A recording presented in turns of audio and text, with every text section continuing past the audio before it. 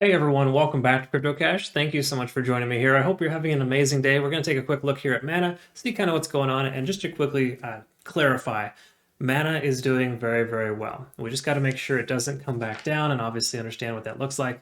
So that's why we're here today. Now, if you're new to the channel, not a financial advisor, I just love teaching people how to trade. This is my goal to effectively become a better trader with you. Now, I've been trading for a very long time, of course, and over that 15 years of trading, I can tell you that I've learned a thing or two here, usually best practice and things that are extremely important to understand. So if you're new to the channel, try to learn what you can here today. If you want to become a better trader, I have a trading academy, a community where we all interact and communicate together, become better traders every step of the way. And I also send out signals for every single trade that I take so you can learn how to structure your trades effectively.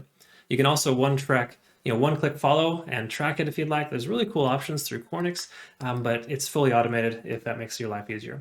I know a lot of my busier folks and individuals appreciate that. So let's go ahead and take a look here at Mana. Now, first things first, I want you to understand that Bitcoin is doing fairly well over the last few trading days, which explains the secondary surge we've seen here from Mana, right? All good stuff. It even increased over the weekend, which is common for a lot of coins like this. But most of these coins are doing very well right now, and it's a good coin to try to get into, even still at this point, considering how low it is in the overall sense of where it could go, right? Now, we'll take a look at that, of course, here in the near future, basically, but at this point in time, just know there's a few key level resistances we need to kind of break through. We have already kind of broken through a key level resistance at about $3.20, but there's one right here at right about $3.40. It's a point of contention. In other words, Bitcoin closed out on January, I think it was actually the 12th, come to think of it. But this push on the 12th from Bitcoin actually came prior on Mana. In other words, what I'm getting at is this is the most recent high of 340. We got to respect the fact that it could come up there and get rejected. And also note that 380 is a secondary resistance. I'll cover that here in a moment, but generally speaking, the price is getting rejected out by 340, and it makes perfect sense because that was a point in which the price couldn't pass recently, and we could see that happen again. Now, it may come back up to test it again. Obviously, that's likelihood, but we need to understand too that the price has been moving pretty consistent. In other words, we came up to a 9 and got a reset. Now we're back up to a 3. So hypothetically, again, this is hypothetical, of course, but according to TD Sequential, we have maybe 6 to 10 more days worth of bullish continuation potential from Mana. So I don't think it's even truly gotten started. It's recovered from its previous decrease, and of course, the last few trading days since Bitcoin's had some stability, less fear, uncertainty, and doubt in the market, Mana's doing very well. So all good stuff there in that sense. We're also under 70 on the RSI, which does kind of tell us that we have a potential resistance at 70, which could be very similar or synonymous to $3.40. As you can see, the price kind of almost got rejected out there. If the price were to break above 340, and then break 360, we'll be in pretty darn good shape to see a continuation of the upside.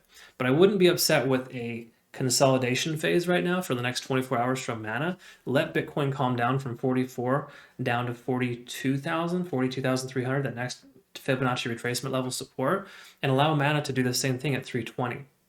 That would be nice. I'd ultimately like to see that.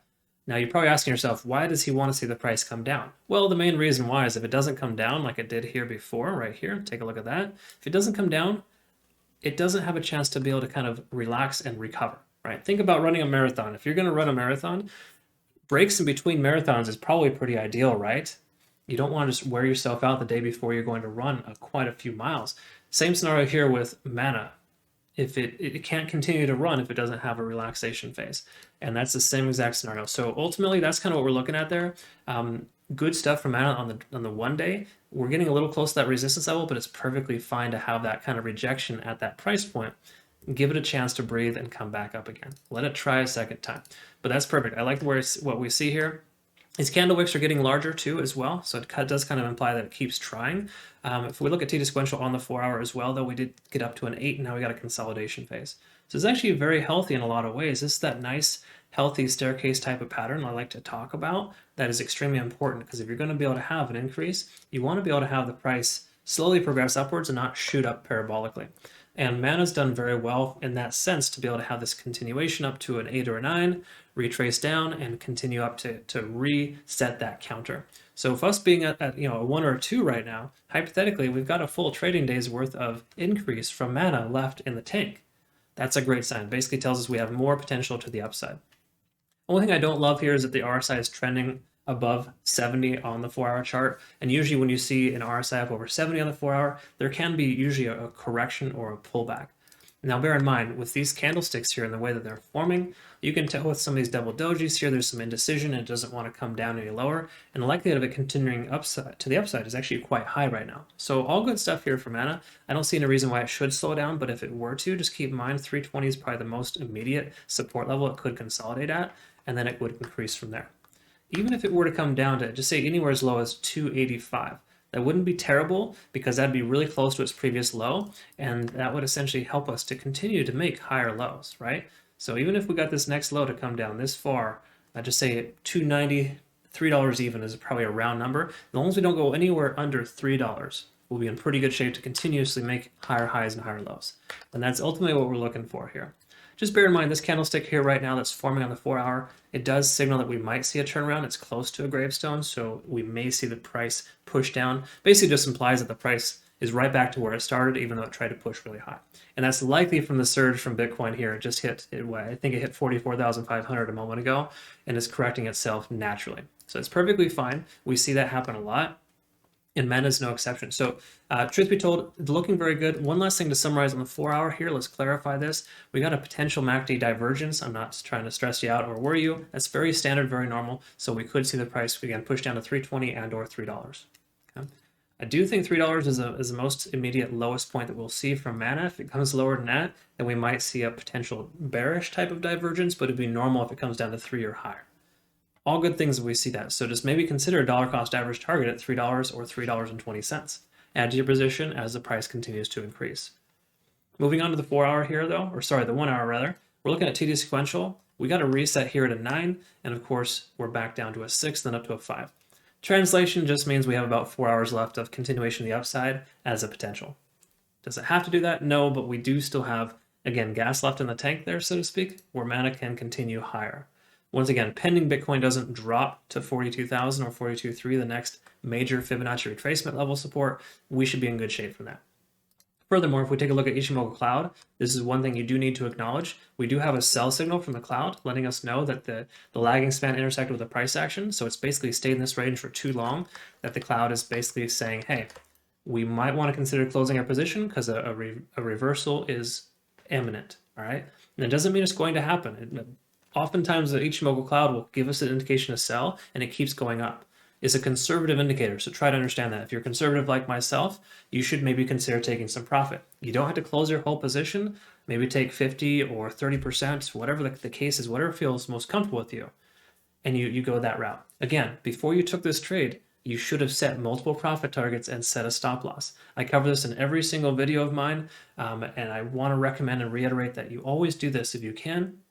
I even cover this in my Trading Academy on how to effectively structure this because we all have different risk tolerances, right? You should set multiple profit targets so you have a goal in place. If you're just arbitrarily jumping in and out of the market, you're doing it wrong. There's no way to benefit from lack of structure. You have to have structure in your trading.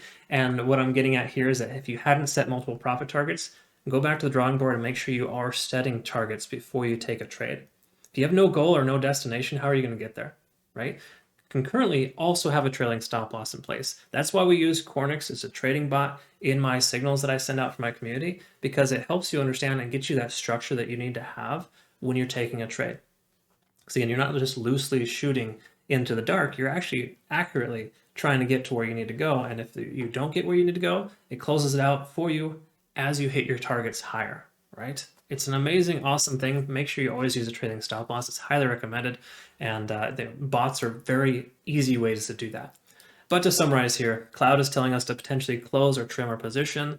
And just keep in mind, we could expect to see a pullback in the near future based on that sentiment alone. But big picture, me personally, I am bullish on Mana. I do think that we could very well see $4.68 in the next few weeks, maybe even the next few days. But you got to understand, if it can't calm down soon and relax, then we're going to reach an exhaustive state, and we're going to be at a position where Mana could eventually, retrace more significantly, okay? Again, if you hear other YouTubers telling you that this is a good thing, it's not, okay? Again, if you have profit targets in place, maybe it's not all that bad, right? But most people don't do that. They just kind of shoot from the hip, and that's really terrible. So ultimately, we want to see the price just continue to do something like this, right? So hypothetically, if we see $4.68, and it's near the end of this month, that'd probably be okay because it's a healthy continuation. But if we see 468 in the next couple of trading days, you better start taking some of your profits and make sure you protect your investment, right? Again, too much, too quick is a problem.